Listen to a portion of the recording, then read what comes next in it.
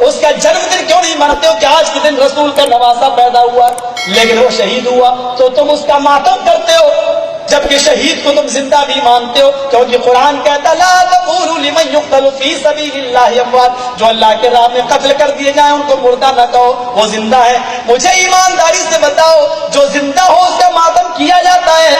کیا تم اپنا بیٹا تمہارا زندہ ہو کل ماتم کر کے دیکھو، تمہارا نواسا گھر میں زندہ ہے ذرا اس کا ماتم کر کے دیکھو، دنیا کہے کہ بے وقوف ہے۔ ہاں تم اپنے نواسے کا ماتم کرو تو دنیا بے وقوف کہے، تمہیں کوئی اور نہیں ملا تھا، وہ نبی کا ہی نواسا ملا تھا جس کو تم زندہ بھی مانو شہید بھی مانو اور اس کا تم ماتم بھی کرتے ہو۔ میرے بھائیوں پھر اس کی پیدائش کی تاریخ کہاں چلی گئی؟ اگر اس کے انتقال اور شہادت کی تاریخ یاد ہے تو محمد رسول اللہ کی وفات اور آپ کے انتقال کی تاریخ پھر تم کیوں بھول گئے ہو؟ یہ کتنی بڑی جہالت ہے کہ ہم نبی کی تو پیدائش کا دن منائے اور اس کے نوازے کی شہادت اور موت کا دن یعنی انتقال یا شہادت کا دن منائے۔ میرے پیارے ساتھیوں تم جس کا چاہو جنم دن بناؤ اور جس کا چاہو تم مرد دن بناؤ، میرے بھائیوں شریعت نام کی کوئی چیز ہی باقی نہیں رہی ہے۔ ذرا ایمانداری سے میرے بھائیوں ذرا بتاؤ، آج تم پیر کے دن میلاد النبی کرتے ہو، اپنے گھر میں میلاد کرتے ہو، میں تم سے پوچھنا چاہتا ہوں میلاد کرتے وقت تم کھڑے کیوں ہو جاتے ہو؟ چلو مجھے ایک فیصلہ کرو، میلاد کرتے ہو کھڑے کیوں ہو جاتے ہو؟ ایک مرتبہ بدایوں میں بھی گیا، اذان ہوئی، اذان کے بعد جماعت کھڑی ہونے والی تھی، اس نے پھر پکار کے کہا الصلاۃ والسلام علیک یا رسول اللہ، الصلاۃ والسلام علیک یا حبیب اللہ۔ میں سمجھ گیا یہ مسجد کن لوگوں کی ہے، میں نے کہا بھاگنا تو اچھا نہیں ہے، چھوڑنا تو اچھا نہیں ہے، میں نے ان کے ساتھ نماز پڑھ لی۔ اس کے بعد میں کینچی والا مسافہ چلنے لگا، امام صاحب سے سارے مقتدی مسافہ کرنے لگے، وہ ایسے نہیں تھا بلکہ ایسے والا مسافہ تھا۔ ہم نے کہا ابھی تک تو جھگڑا ایک ہاتھ اور دو ہاتھ کے مسافے کا تھا، اب یہ تیسرا اختلاف ہوا کینچی والا مسافہ۔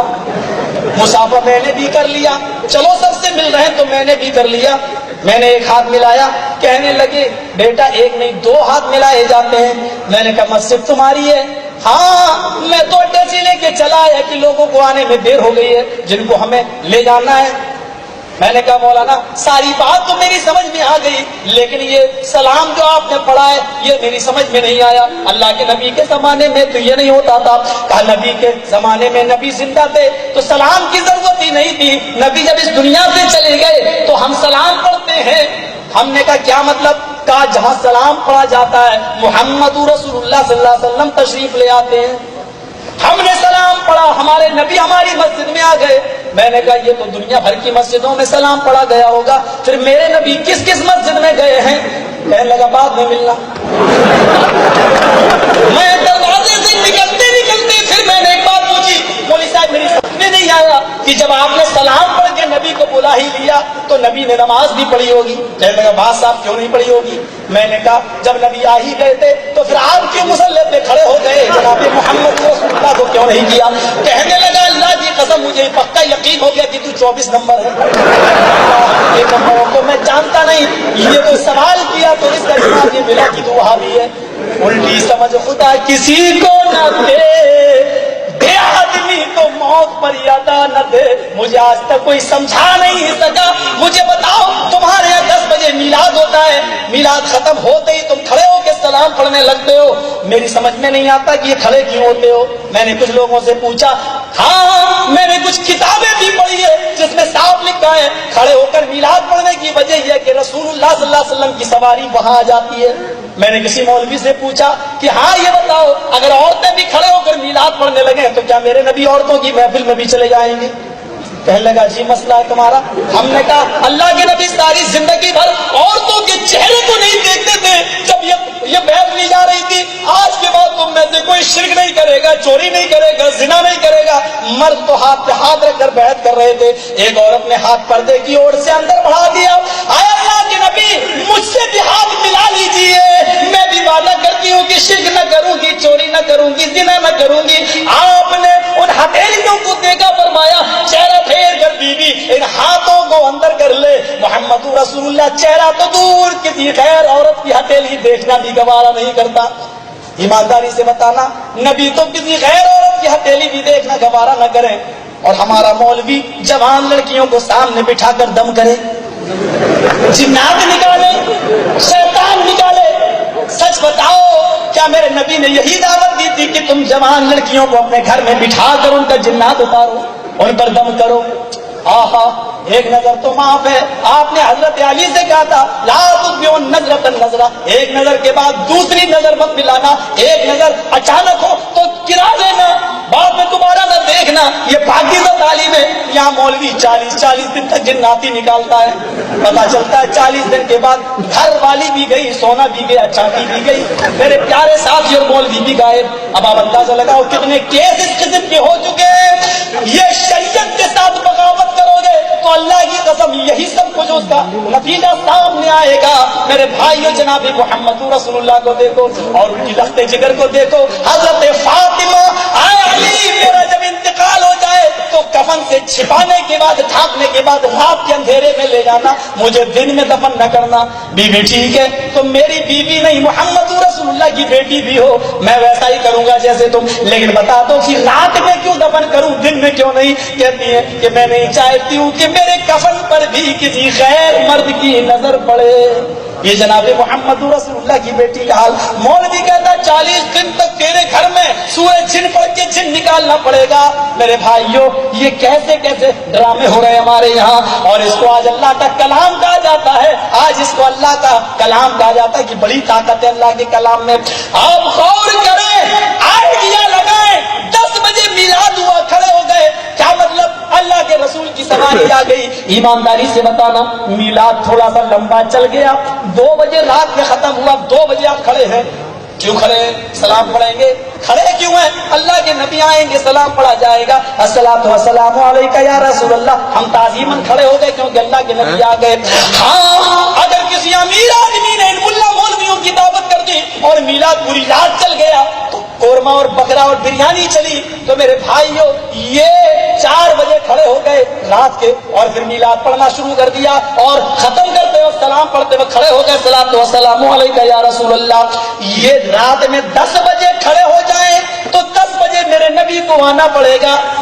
یہ رات میں 2 بجے کھڑے ہو جائیں تو میرے نبی کو 2 بجے آنا پڑے گا۔ یہ رات میں 4 بجے کھڑے ہو کے سلام پڑھے تو میرے نبی کو 4 بجے آنا پڑے گا۔ یہ جب بلائیں الصلاۃ والسلام علیک یا رسول اللہ تو میرے نبی کو اسی وقت آنا پڑے گا، چاہے 10 بجے ہو یا 4 بجے ہو یا 2۔ اس کا مطلب یہ ہے کہ میرا نبی ان کا غلام ہے، یہ میرے نبی کے غلام نہیں۔ اس سے زیادہ ذلت اور کیا ہوگی، اس سے زیادہ توہین رسالت اور کیا ہوگی جس کو تم تعظیم سمجھ کے کر رہے ہو۔ میرا نبی میرا غلام ہے، ہم 10 بجے چاہیں گے 10 بجے وہ آئیں گے، 4 بجے چاہیں گے 4 بجے آئے۔ کلکتہ والوں، ایمانداری سے بتانا، محمد رسول اللہ صلی اللہ علیہ وسلم جن کو تم حاضر و ناظر مانتے ہو، سپوز فرض کر لو کہ وہ پٹنہ میں کھڑے ہیں اور کلکتہ سے ایک آواز آتی ہے الصلاۃ والسلام علیک یا رسول اللہ، اتنے میں دلی سے ایک آواز آتی ہے الصلاۃ والسلام علیک یا رسول اللہ، میرے نبی پٹنہ میں ہیں۔ اب وہ سوچ رہے ہیں اللہ، کلکتہ والے بھی بلا رہے ہیں، دلی والے بھی بلا رہے ہیں، میں کہاں جاؤں؟ ابھی سوچ ہی رہے ہیں کہ دائیں سے اور بائیں سے آگے پیچھے سے بھی آوازیں آنے لگی۔ اب تو اور پریشانی کہ میں سامنے جاؤں یا پیچھے، ادھر دلی والے بھی ہیں ادھر کلکتہ والے بھی ہیں۔ ابھی سوچ ہی رہے ہیں کہ دلی والوں نے ہاتھ پکڑا نہیں، ہم پہلے بلائے ہمارے یہاں چلو، کلکتہ والوں نے کہا کلکتہ پٹنہ سے قریب ہے ہمارے یہاں چلو، دائیں بائیں والوں نے بھی پکڑا، اگر پکڑا نہ ہوتا تو چھینا جھپٹی نہ ہوتی۔ ایمانداری سے فیصلہ کرنا، چھینا جھپٹی میں آج کسی کے پاس نبی کی پگڑی آئی، کسی کو نبی کا جوتا ملا، کسی کو نبی کی چھڑی ملی، کسی کو نبی کا کرتا ملا، کسی کو نبی کا بال ہی مل گیا، پگڑی کوئی لے گیا تو اس نے بال ہی نوچ ڈالا، کچھ نہیں تو کچھ نہ کچھ کسی کے ہاتھ میں آ ہی گیا۔ آج سارے تبرکات تم اپنے گھروں میں رکھے ہو، یہ کہتا ہے کہ یہ بال ہے نبی کا، وہ کہتا ہے یہ نبی کی پگڑی ہے، اور بڑے افسوس کی بات تو یہ ہے، تعجب کی بات تو یہ ساری نعمتیں ہندوستانیوں ہی کو ملی ہیں، جہاں نبی پیدا ہوئے وہ کوئی چیز باقی نہیں ہے، پتہ نہیں کون سی نظر رحمت تھی محمد رسول اللہ کی ہندوستانیوں پر۔ میرے پیارے ساتھیوں، تحقیق کرو، جائزہ لو، کہیں دال میں کالا تو نہیں ہے۔ نبی کا بال میرے سامنے لے کے آؤ، میں پہچانتا ہوں، اور 1 منٹ میں فیصلہ کرتا ہوں، اگر کلکتہ میں ہو تو لے کے آؤ، آپ کہیں گے کیسے فیصلہ؟ 1 منٹ میں فیصلہ کر دوں گا، نبی کا ہے نہیں، کیسے کریں گے؟ 14 سال سے آندھی طوفان بڑے بڑے مار کے ہوئے، لیکن اس بال کا کچھ نہیں بگڑا۔ آج میں بھی جلا کے دیکھوں گا اس بال کو ماچس کی تیلی سے، اگر جل گیا تو نبی کا نہیں، اور نہ جلا تو فیصلہ ہو گیا نبی کا۔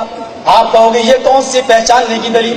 ارے جب نمرود نے ابراہیم کو آگ میں ڈالا تو نمرود کی آگ ابراہیم کا رونگٹا بھی نہ جلا سکی، تو میری آگ محمد رسول اللہ کا بال کیسے بگاڑ سکتی ہے؟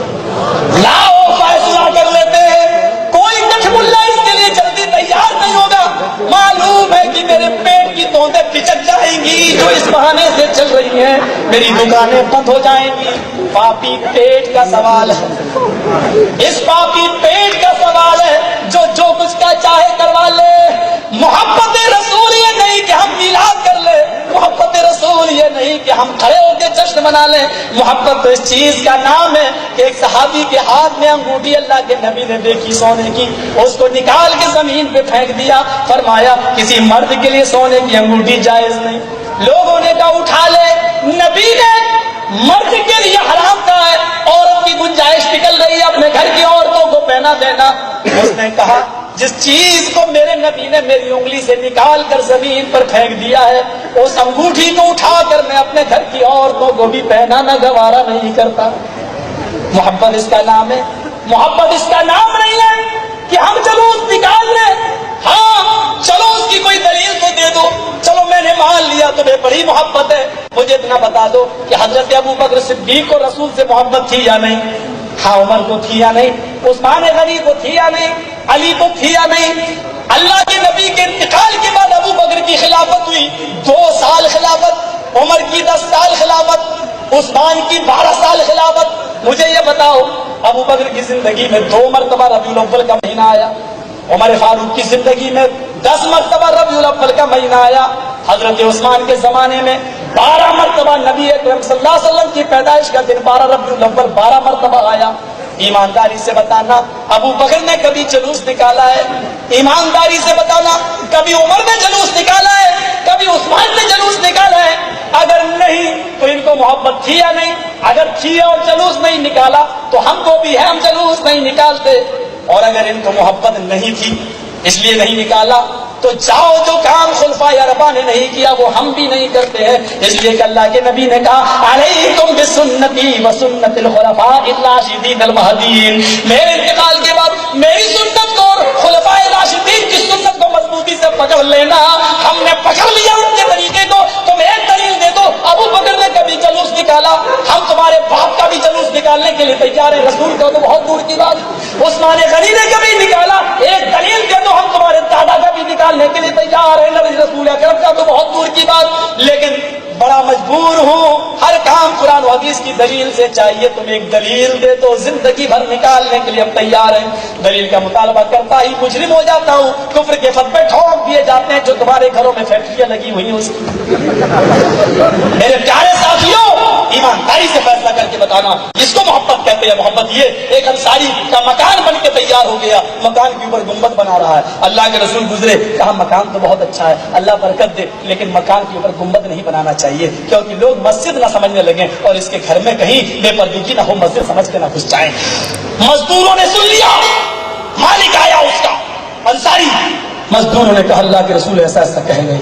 کہا تم نے سنا ہے؟ کہا ہاں سنا ہے۔ اللہ کے رسول نے مکان کی تعریف کی ہے لیکن گنبد پر ناپسندیدگی کی نظر ڈالی ہے۔ کہا تم نے سنا ہے؟ سنا ہے۔ دوسرے نے کہا میں نے بھی سنا ہے، تیسرے نے کہا میں نے بھی سنا ہے۔ ہائے مزدوروں، مکان کا گنبد بنانا چھوڑ دو اور اوپر سے لے کر اس مکان کو توڑنا شروع کر دو اور شام کا سورج ڈوبنے سے پہلے پہلے میرا پورا کا پورا مکان توڑ ڈالو۔ گنبد توڑوا دیجیے، مکان کیوں توڑوا رہے ہیں؟ کہا یہ تم کہہ رہے ہو، مجھے ڈر لگ رہا ہے میرے مکان کی پتہ نہیں کس اینٹ کے اوپر میرے نبی کی نفرت کی نظر پڑ گئی، اگر وہ اینٹ اس مکان میں باقی رہ گئی تو ہم دنیا اور آخرت میں فلاح ہو کامیاب نہیں ہو سکتے ہیں۔ ہم اس اینٹ کو ہی باقی نہیں رکھیں گے جو اس مکان میں لگی ہوئی ہے، توڑ دو پورا مکان۔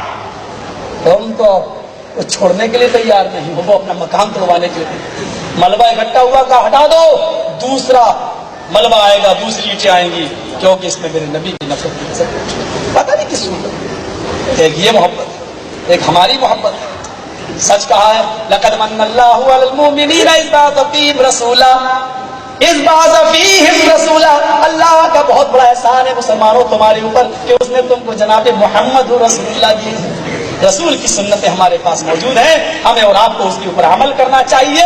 آخری بات بتا دوں، حضرت جلیبیب کو اللہ کے رسول نے بھیجا، جاؤ فلاں مدینے کی لڑکی سے تمہارا نکاح میں کروانا چاہتا ہوں اور یہ پرچہ لے کر چلے جاؤ۔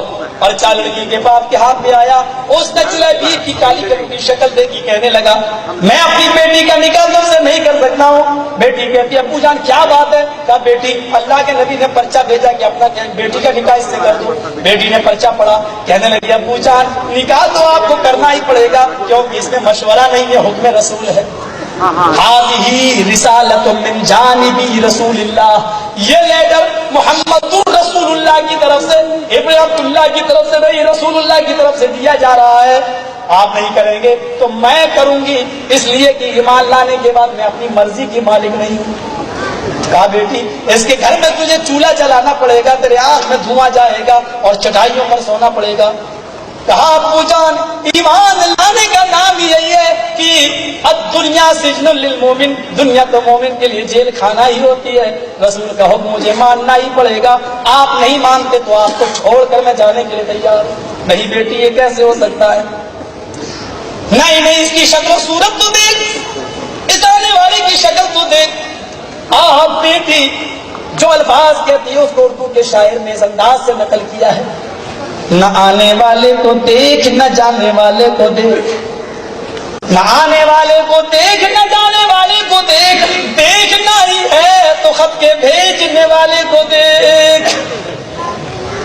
بیٹی شکل و صورت تو دیکھ اس کی۔ بیٹی کہتی مانا کی شکل ہے اس کی بدصورت اور جسم ہے اس کا ماند، مانا کی شکل ہے اس کی بدصورت اور جسم ہے اس کا باندھ، مگر خط کا بھیجنے والا تو ہے 14ویں کا چاند۔ میرے پیارے ساتھیوں، اس نکاح کو جناب محمد رسول اللہ نے کیا، یہ محبت ہے؟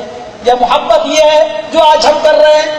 محبت یہ ہے حضرت عائشہ سے کسی نے کہا عائشہ، حضرت یوسف کی تعریف قرآن میں آئی ہے، مصر کی عورتوں نے جب ان کی خوبصورتی دیکھی تو ہاتھوں کی انگلیاں کاٹ ڈالی، قطعن ایدیہن، انگلیاں ہی نہیں کاٹی بلکہ ٹکڑے ٹکڑے کر ڈالی۔ تمہارے نبی کی خوبصورتی کا ذکر تو نہیں آیا قرآن میں۔ حضرت عائشہ کہتی ہیں اچھا ہوا کہ مصر کی عورتوں نے یوسف کو دیکھا تھا، جناب محمد رسول اللہ کو نہیں دیکھا تھا۔ عورتوں نے کہا اگر مصر یہودی عورتوں نے اگر وہ تمہارے نبی کو دیکھ لیتی مصر کی عورتیں تو کیا کرتی؟ کہنے لگی لو رأینا جمال حبیبی لقطعن قلوبہن، مصر کی عورتوں نے یوسف کو دیکھا تو انگلیاں کاٹ ڈالی، اور اگر وہ میرے نبی کو دیکھ لیتی، میرے شوہر کو دیکھ لیتی تو انگلیاں نہیں بلکہ اپنے دلوں پر چھریاں چلا لیتی، اپنے دلوں کو کاٹ ڈالتی۔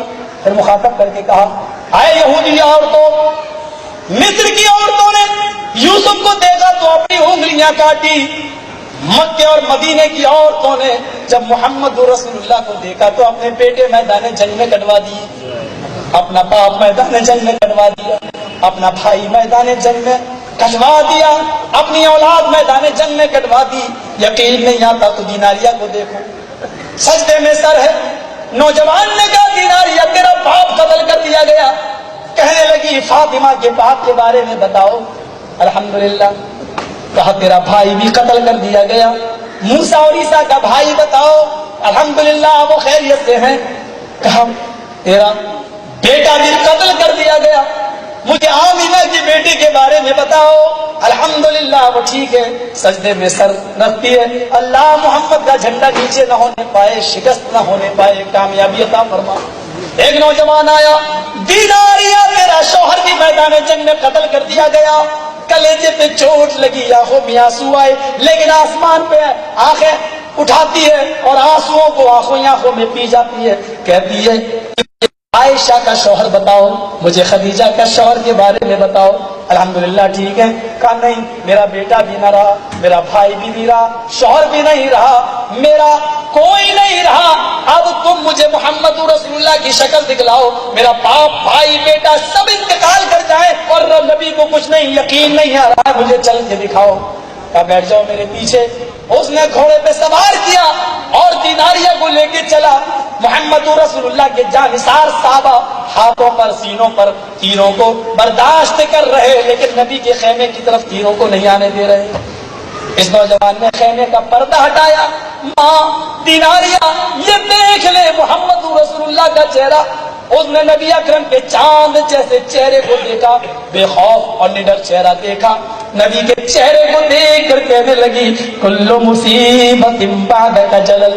رحمت للعالمین, تیرا چہرہ دیکھا تو میں اپنے باپ کا غم بھول گئی, اپنے بیٹے کا غم بھول گئی, اپنے رشتوں کا غم بھول گئی. اللہ ان رشتوں کو قبول فرما لے, ان قربانیوں کو قبول فرما لے, ان شہادتوں کو قبول فرما لے, اور اس گناہگار بندی کو بھی ان قربانیوں کے بدلے میں جنت عطا فرما دے. ایک یہ محبت ہے, ایک محبت ہم بھی کر رہے ہیں. محبت یہ ہے یا یہ بیٹے نے پوچھا گھر میں کیا پکا؟ عمر فاروق نے فرمایا الدبا, لوکی لمبا والا جس کو کدو بولتے ہیں, لوکی جو اللہ کے رسول تلاش کر کر کے کھایا کرتے تھے. اس نے ناک چڑھا لی, یہ بھی کوئی کھانے والی چیز ہے. یہاں ناک چڑھائی, ادھر امیر المومنین حضرت عمر فاروق نے میان اٹھا لی, تلوار نکالنے والے ہیں. بیٹے نے تلوار دیکھی, کہتا کھا رہا ہوں. اس نے لوکی کھانا شروع کر دی. کھانا کھانے کے بعد حضرت عمر نے کہا بیٹا آج تو نے لوکی کھانے سے منع کر دیا, میں نے نظر انداز کر دیا, آئندہ اگر تو نے اپنا منہ چڑھایا تو کعبے کے رب کی قسم میں اپنا بیٹا تجھے نہیں سمجھوں گا, رسول اللہ کی سنت سے نفرت کرنے والے کا چہرہ سمجھ کے تیری گردن توڑا دوں گا. ایک یہ محبت ہے, ایک ہماری محبت ہے. سینہ ٹھونک لو, حی علی الصلاۃ, نماز چاہے چولہے بھاڑ میں, ہم تو رسول سے محبت کرتے ہیں. یہ معیار نہیں محبت کا, یہ معیار نہیں محبت کا. اللہ کے نبی فرماتے ہیں الصلاۃ قرۃ عینی, نماز میری آنکھوں کی ٹھنڈک ہے. تمہیں ساری چیزیں چھوڑ کر نماز کی طرف جانا پڑے گا, کیونکہ نماز ہی کا تحفہ لے کے آئے تھے جناب محمد رسول اللہ صلی اللہ علیہ وسلم. اللہ کے نبی اصول بھی بتا گئے, صلو کما رأیتمونی اصلی, وہی نماز اللہ اس نماز کے بارے میں سوال کرے گا. تم ویسے ہی پڑھنا جیسے تم مجھے دیکھتے ہو پڑھتے ہوئے, جیسے میں پڑھ کے جا رہا ہوں بتا کے جا رہا ہوں ویسے ہی نماز پڑھنا. سارے نبی دنیا میں آئے سب فرقوں کو توڑ کر ایک ملت میں قائم کرنے کے لیے, لیکن یہاں بڑا عجیب اصول ہے مسلمانوں کا. سارے نبی تو فرقوں کو توڑ کر جماعت بنانے آئے, سب کو اتفاق و اتحاد کے پلیٹ فارم پہ قائم کرنے آئے, لیکن ہمارے نبی اپنی امت کو 4 ٹکڑوں میں توڑ کے جائیں. یہ عجیب اتفاق ہے ہمارا. میرے بھائیوں ذرا غور کرو, واعتصموا بحبل اللہ جمیعا ولا تفرقوا, اللہ کی رسی کو تم سب مل کر پکڑ لو, ولا تفرقوا, اور فرقوں میں مت بٹو. ہم کہتے ہیں 4 امام چاروں بہت کسی ایک کی مان لو, بڑا عجیب اصول ہے ہمارا. قرآن کہہ رہا فرقے مت بناؤ, ہم کہہ رہے ہیں چاروں میں سے کسی ایک کی بات مان لو. میرے بھائیوں عجیب اصول ہے. قرآن کہہ رہا واعتصموا بحبل اللہ, تم قرآن کو مضبوطی سے پکڑ لو. ہم کہہ رہے ہیں نہیں, حنفی ابو حنیفہ کو پکڑ لیں, شافعی امام شافعی کو پکڑ لیں, مالکی امام مالک کو پکڑ لیں, حنبلی امام احمد کو پکڑ لیں, ہمارے بریلوی بھائی اعلیٰ حضرت کو پکڑ لیں, ہاں فلاں کو پکڑ لیں, کوئی کسی کو کوئی کسی کو. یہ عجیب اصول ہے. قرآن کہہ رہا ہے تم سب مل کر اللہ کی رسی کو یعنی قرآن کو مضبوطی سے پکڑ لو, اور جو قرآن پڑھے گا تو اس میں یہ بھی پڑھے گا بات آتم الرسول, رسول جو دے وہ لے لو. اس لیے قرآن کے ساتھ اور حدیث کو تو پکڑنا ہی پڑے گا. اللہ کے نبی فرماتے ہیں اقیموا الصلاۃ, نماز پڑھو. کیسے پڑھو یہ تو تمہیں رسول ہی بتائیں گے. قرآن نے کہا انما حرم علیکم المیتۃ, قرآن نے کہا تمہارے اوپر سارے مردے حرام ہیں, مردار کا گوشت نہیں کھا سکتے ہو. لیکن اللہ کے رسول قرآن کی آیت کو سمجھا رہے سارے مردوں سے حرام تو ہے, لیکن 2 مردے تمہارے اوپر حلال ہے, السمک الجراد, ایک تو مچھلی اور دوسری ٹڈی. یہ مری ہوئی ٹڈی بھی حلال ہے اور مچھلی بھی تمہارے لیے حلال ہے. قرآن کہہ رہا ہے انما حرم علیکم المیتۃ والدم, تمہارے اوپر خون حرام ہے. قرآن نے کہا سارا خون حرام ہے. قرآن کہتا ہے سارا خون مطلق خون حرام ہے, لیکن اللہ کے نبی فرماتے 2 خون تمہارے لیے حلال ہیں, الکبد والطحال, ایک گلے کی دوسری تلی. پتہ یہ چلا قرآن کی آیتوں کو سمجھنے کے لیے ہمیں محمد رسول اللہ صلی اللہ علیہ وسلم کی حدیث کا سہارا لینا پڑے گا. اس لیے اللہ اللہ کی رسی کو مضبوطی سے پکڑنے کا مطلب ہے قرآن و حدیث کو مضبوطی سے پکڑ لو. پوری تقریر کا لب لباب اور پوری تقریر کا خلاصہ یہی ہے کہ ہم صرف یہ دعوت دینے آئے نہ اہل حدیث کی، نہ بریلوی کی، نہ دیوبندی کی، نہ شافعیت کی، نہ مالکیت کی. اللہ کے رسول نے جو فرمایا تھا کہ تفرقت بنو اسرائیل علی 72 ملتا، میری بنی اسرائیل 72 فرقوں میں بٹ گئے تھے. تفترق امتی علی 73 ملہ، اور میری امت 73 فرقوں میں بٹے گی. کلہم فی النار، سارے جہنمی الا ملت الواحدہ، ایک جماعت جنت میں جائے گی. نبی نے جو فرمایا اس کو تم بھی مان لو، ہم بھی مان لو. صحابہ نے کہا کون سی وہ جماعت جنت میں جائے گی؟ آپ نے فرمایا ما انا علیہ واصحابی، جس پر میں ہوں اور میرے صحابہ. میں ہوں اور میرے صحابہ. ایمانداری کے ساتھ بتائیے، صحابہ کے زمانے میں جنگیں ہوئی؟ نبی کے زمانے میں جنگیں ہوئی؟ جنگ بدر ہوئی، 14 صحابہ شہید ہوئے جنگ بدر میں. جنگ احد میں 70 صحابہ شہید ہوئے. آپ نے فرمایا جس پر میں ہوں اور میرے صحابہ وہ جماعت پر حق ہے، وہ جماعت جنتی ہے. یہ نہیں کہا اہل حدیث، یہ نہیں کہا دیوبندی، یہ نہیں کہا بریلوی، یہ نہیں کہا شیعہ، کوئی نہیں کہا جس پر میں ہوں میری جماعت. سچ بتاؤ، اللہ کے نبی کے زمانے میں جنگ بدر ہوئی، نبی بھی موجود ہے، 14 صحابہ شہید ہوئے. نبی نے یا نبی کے صحابہ نے کسی شہید ہونے والے صحابی کا تعزیہ نکالا؟ اللہ کے نبی کا علم موجود ہے. جنگ احد ہوئی، 70 صحابہ قتل کر دیے گئے، شہید ہوئے. نبی کے سکے چچا شہید ہے حضرت حمزہ، بلکہ ان کی تو ناک اور کان بھی کاٹ کے ہندا نے ہار بنایا اور کلیجہ پھاڑ کے کلیجے کی بوٹی کو چبایا. کھانا چاہتی تھی لیکن کھا نہیں سکی، تھوک دیتی ہے. یہ لاش ایسی بھی ہے. اللہ کے رسول نے اپنے چچا کی لاش میں دیکھ کے کہا حمزہ قیامت تک جتنے لوگ اللہ کی راہ میں قتل ہوں گے وہ صرف شہید ہوں گے، لیکن قیامت کے دن تمام شہیدوں کا سردار بنا کر اٹھایا جائے گا، سید الشہداء. لیکن کبھی اللہ کے رسول نے اپنے چچا کا ماتم کیا؟ کبھی تعزیہ نکالا؟ سن لو، نبی نے کہا مان علیہ وصحابی، جس پر میں ہوں میرے صحابہ. نہ اہل حدیث جنتی، نہ بریلوی، نہ دیوبندی، نہ شیعہ، سارے فرقوں کا آج ہم رد کر کے جا رہے ہیں. جنتی سے وہی ہے جس پر اللہ کے رسول نے عمل کیا ہے اور امت کو بتایا ہے، اور جو صحابہ نے کیا ہے، بس وہی ایک جماعت جنت کے اندر جائے گی. اور ہم آپ کو اسی جماعت کی طرف بلا رہے ہیں، ہم آپ کو اسی قرآن و حدیث کی دعوت دے رہے ہیں، ہم آپ کو اسی رسول اور صحابہ کے طریقے کی دعوت دے رہے ہیں میرے پیارے ساتھیوں، اور کسی طریقے کی نہیں. آپ کہو گے مولوی صاحب اہل حدیث بھی نہیں، اہل حدیث کا تو سمجھتا ہے کہ میرے باپ کو جنت ٹھیکے میں بفے سسٹم کرے شادیوں میں، یہ جنتی ہے. لڑکیوں کو 5-5 لاکھ کا جہیز دے، غریب لڑکیوں کی یہاں لے، یہ جنتی ہے. ایک آدمی نے ہم سے پوچھا مولوی صاحب کون جماعت جنت میں جائے گی؟ ہم نے کہا میں لکھ دوں مانو گے؟ کہتا کہ لکھ دو مانوں گا لیکن اہل حدیث لکھو گے تو نہیں مانوں گا. اچھی معاملہ تھا اسے. میں نے کہا لاؤ یار میں لکھ دیتا ہوں کہ اہل حدیث جہنمی، لاؤ سب سے پہلے اوپر یہی لکھتا ہوں. کہتا یار اب تو ڈر لگ رہا ہے، کیا معاملہ؟ تم تو اہل حدیث کو جہنمی کہو. میں نے کہا لاؤ لکھتا ہوں. میں نے کہا اہل حدیث جہنمی، پھر لکھا میں نے حنفی، بریلوی، شیعہ، سنی، شافعی، قادیانی، چغلانی، پرویزی، سب جہنمی. بولا سب جہنمی تو جنتی کون؟ میں نے کہا بتا رہا ہوں صبر کر. سب کو لکھنے کی بات. کہنے لگا پھر جنتی کون؟ میں نے کہا جو رب کی کتاب قرآن اور محمد رسول اللہ کے فرمانے میں حدیث پر عمل کرتا ہے، جو اللہ کے رسول اور صحابہ کے راستے پہ چل رہا ہے، یہ جنت. میں نے کہا کہ کہنے لگا یار پھر کوئی نام تو بتاؤ. میں نے کہا جب نبی نے نام نہیں لیا تو تم کیوں نام لے رہے ہو؟ مانا علیہ وصحابی، جس پر میں اور میرے صحابہ. دیکھ لو نبی اور نبی کے صحابہ کس پر عمل کرتے تھے. کہنے لگا پہلے کہ نہیں صاحب 4 امام، چاروں برق، چاروں جنتی. ہم نے کہا نبی نے فرمایا 72 فرقے جہنمی، ایک جنتی. تو کہہ رہا 4 جنتی. بتا نبی کی مانوں گا تیری مانوں؟ نبی کہہ رہے 72 جہنمی، ایک جنتی، اور تو کہہ رہا 4 امام، چاروں برق، چاروں جنتی. تو مجھے جنتی بتا دے کون سی. بولا مان لو گے؟ ہم نے کہا اہل حدیث کو چھوڑ دو گے؟ میں نے کہا طلاق دے دوں گا. ہمارے 3 نہیں ہوگی لیکن 3 دے دوں گا. کہنے لگا اچھا میں لکھ دیتا ہوں حنفی مسلک جنت میں جائے گا. میں نے کہا یار تم نے تو جنتی مسلک کو بتا ہی دیا ہے. میں نے کہا آگے لکھو شافعی، مالکی، حنبلی، سب جہنمی. کیوں لکھو؟ میں نے کہا بھائی ایک ہی تو جنت میں جائے گا تو تم تو پھر سب کو لکھو. بولا 4 امام، چاروں جنتی، چاروں فرقے جنتی. میں نے کہا چلو یہی لکھو. اس نے لکھ دیا 4 امام، چاروں برق، چاروں جنتی. میں نے کہا اب لکھو رسول کی حدیث جھوٹی. بولا کیا مطلب؟ میں نے کہا اللہ کے نبی فرما رہے 72 جہنمی، ایک جنتی. تو کہہ رہا 4 جنتی. لکھ رسول کی حدیث جھوٹی. بولا میں 1 لکھتا ہوں تب بھی پھنسا، 4 لکھ رہا ہوں تب بھی پھنسا. میں نے کہا تو پیدا ہی ہوئے پھنسنے کے لیے. کہنے لگا جب تم بتاؤ کہ جنتی کون ہے. میں نے کہا میں لکھ دوں مانے گا؟ بولا مانوں گا لیکن اہل حدیث لکھو گے کہ نہیں مانوں گا؟ میں نے کہا لاؤ لکھ دیتا ہوں اہل حدیث جہنمی. کہنے لگا نیا پیر برسنے والا. میں نے کہا اہل حدیث جہنمی سب سے اوپر میں نے لکھ دیا اہل حدیث جہنمی. پھر میں نے لکھا دیوبندی بریلوی شیعہ سنی اور قادیانی چغالوی مالکی سب جہنمی. کہتا تو جنتی کون ہے؟ میں نے کہا اللہ کے رسول نے خود فرما دیا جس پر میں ہوں میرے صحابہ قرآن پہ چلنے والے اور حدیث پہ چلنے والے. کتنا سمپل مسئلہ ہے میرے بھائیو.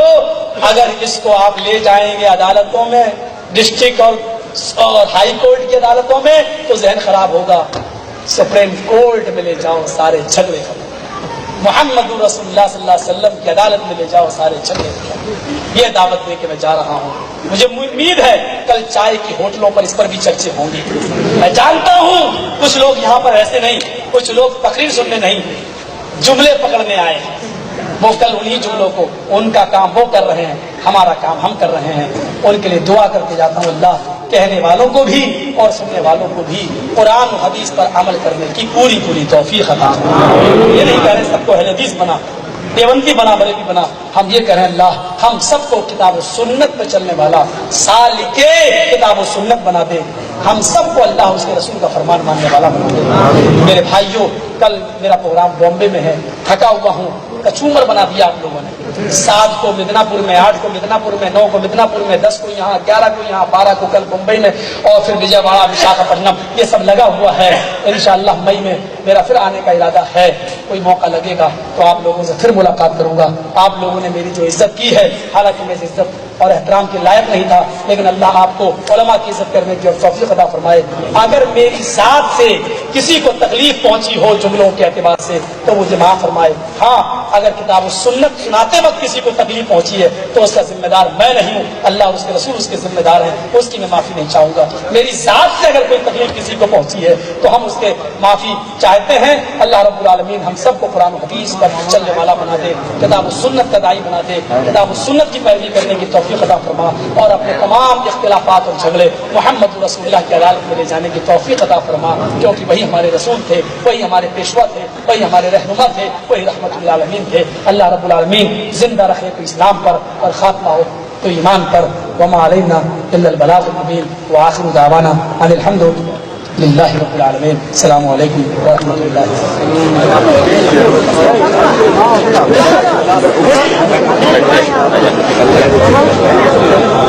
سبحان اللہ سبحان اللہ سبحان اللہ سبحان اللہ سبحان اللہ سبحان